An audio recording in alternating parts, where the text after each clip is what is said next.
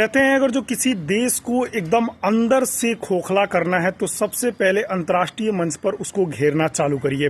हालांकि पूरी दुनिया जानती है कि पाकिस्तान के अंदर आतंकवाद पूरे तरीके से फैला हुआ है, लेकिन इस चीज को लेकर के भारत की तरफ से ये नियम लाया जाता है कि पहलगाम आतंकी घटने के बाद अगर जो कोई भी और भी आतंकी घटना घटेगा तो पाकिस्तान सीधे तौर पर इसको भारत युद्ध मानेगा। तो इस चीज को लेकर के अभी इस बातों को लेकर के सीज फायर चल रहा है। 18 तारीख इसका लास्ट डेट है, लेकिन 17 तारीख की सुबह में केंद्रीय संसदीय मंत्री जो हैं किरण रिजिजू, उनके द्वारा ये कहा जाता है कि भारत सरकार के द्वारा ये निर्णय लिया गया है कि सभी पार्टियों के जो वरिष्ठ नेता हैं उनके तरफ से भारतीय सरकार की तरफ से एक डेलीगेट भेजा जाएगा, जो कि America, UK, Saudi Arabia, Qatar, हर एक कंट्री में मतलब उनके डेलीगेट्स मतलब भारत के जितने भी मतलब सांसद हैं वो सभी जाकर के पाकिस्तान के अंदर क्या क्या हो रहा है उस सभी चीज की जानकारी देंगे। भारत के खिलाफ किस तरीके से पाकिस्तान साजिश रख रहा है आतंकवादियों के तहत लेकर के, उन सभी चीजों पर एक तरीके से कह सकते हैं कि पूरी दुनिया को भारत पहले ये बताना चाहता है।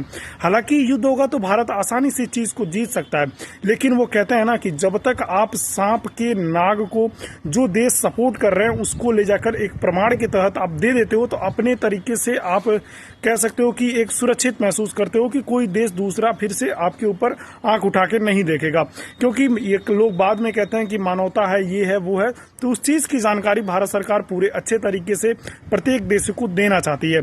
और इस चीज को लेकर के आप क्या सोचते हो जरूर से कमेंट करना। लेकिन सबसे बड़ी बात ये आती है कि जब कांग्रेस की तरफ से 4 नाम जाते हैं, उन नामों पे भारत सरकार की तरफ से कोई मोहर नहीं लगाती है। उनके तरफ से एक दूसरे वरिष्ठ कांग्रेस सांसद का नाम आता है, जिनका नाम है, आप शशि थरूर जी को जानते होंगे, जो कि बहुत अच्छा इंग्लिश वगैरह बोलते हैं। तो इसीलिए उनको शायद चुना गया हो कि यूके और अमेरिका में जाकर के शायद कुछ बेहतरीन वो कर सके, तो उनके नाम पर कांग्रेस थोड़ी सी आपत्ति जता रही है। हालांकि कांग्रेस ने ये कहा है कि हम पूरे तरीके से भारत सरकार के साथ हैं। जिस तरीके से सरकार अगर जो कोई भी अंतर्राष्ट्रीय चीजों को देश के सामने ले जाकर भारत की अपनी चीजों को बताता है तो उस चीज पे हम सभी साथ रहने वाले हैं। हालांकि असदुद्दीन ओवैसी भी इसमें है। तो आपको क्या लगता है कि भारत ये बहुत ही बेहतर कदम है? अगर जो देखा जाए जयशंकर जी की, चाहे राजनाथ सिंह जी की बातों को सुना जाए तो अभी भी ऑपरेशन सिंदूर खत्म नहीं हुआ है।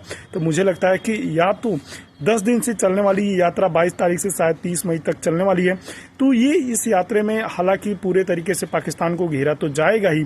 आपका इस पर क्या है अपडेट जरूर से बताइएगा। मिलते हैं किसी और अपडेट के साथ, तब तक के लिए बाय बाय, नमस्कार।